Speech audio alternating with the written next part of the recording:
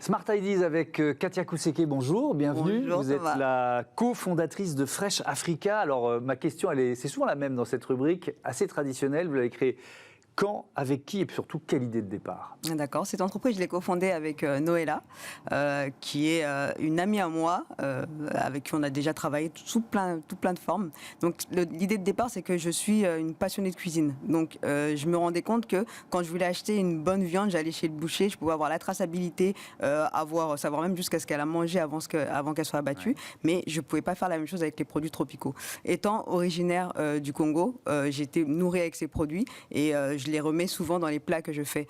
Donc j'ai commencé à chercher et en cherchant, je me suis rendu compte que je n'arrivais jamais à être en contact direct avec le producteur. Moi, je suis une enfant du pays, j'ai grandi des fois au village, j'allais en vacances au village, donc je me suis dit je vais aller les chercher moi-même, les producteurs, on va aller les voir sur place et aller récupérer leurs produits, les acheter et revenir les vendre ici. D'accord, donc ça c'est vraiment le point de départ, sauf qu'après c'est pas si simple j'imagine. Non.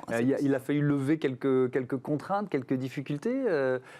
Faut les trouver les producteurs, faut les convaincre, peut-être les aider. Comment vous avez fonctionné? Alors moi je pense pas qu'on les aide, on les autonomise, on les accompagne. Donc en fait, ce qu'on a fait c'est simple. Donc quand l'Afrique c'est assez simple. Hein. Vous avez une grande ville et vous avez des petits villages tout autour. Ouais. Donc c'est simple, c'est tout ce qu'on fait chaque année. On descend on choisit un pays, on y va. Et on va dans les villages, on va chercher des producteurs.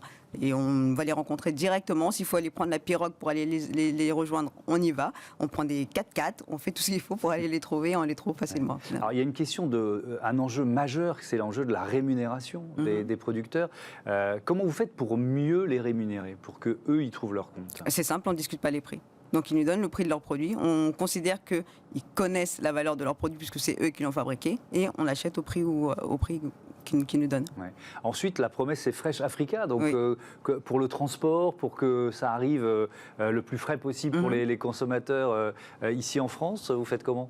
Justement, on est justement en train de créer cette chaîne logistique qui n'existe pas. On est en fait la chaîne logistique entre le nord et le sud spécialisée en produits ultra frais. Donc cette chaîne, on l'a voulu effectivement vertueuse, durable et transparente et on la garantit par la blockchain. Donc ce qu'on fait, c'est qu'on va chercher nous-mêmes ces petits producteurs en Afrique subsaharienne, comme je vous disais.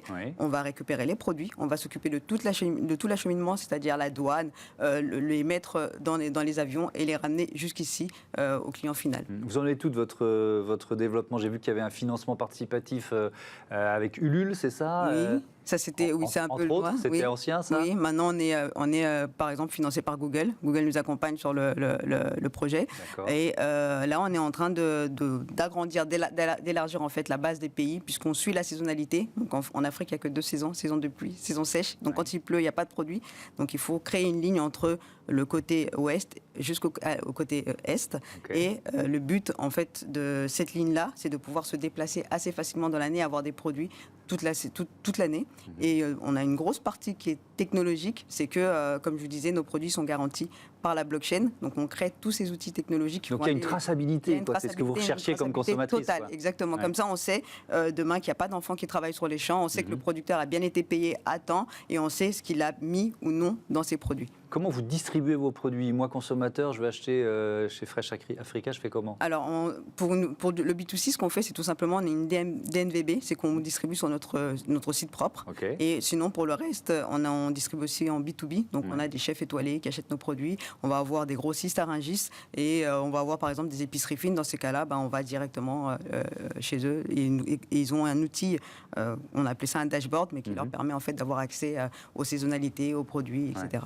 Il y a une appli ou il y aura une appli? Il y a une appli pour le B2B aussi et le B2C, oui, qui est en construction, qui sera finalisée à la fin du mois. Et ben voilà, c'est un beau, une entreprise qui est en train de bien décoller. Merci beaucoup d'être venu nous présenter Fresh Africa. Merci Katia Kouseke, à bientôt et bon vent à votre entreprise. Vous pouvez rester en place juste le temps que je dise au revoir et que je remercie toutes les équipes de Bismart et vous, téléspectateurs. Merci à toutes et à tous de votre fidélité à la chaîne des audacieuses et des audacieux. Salut!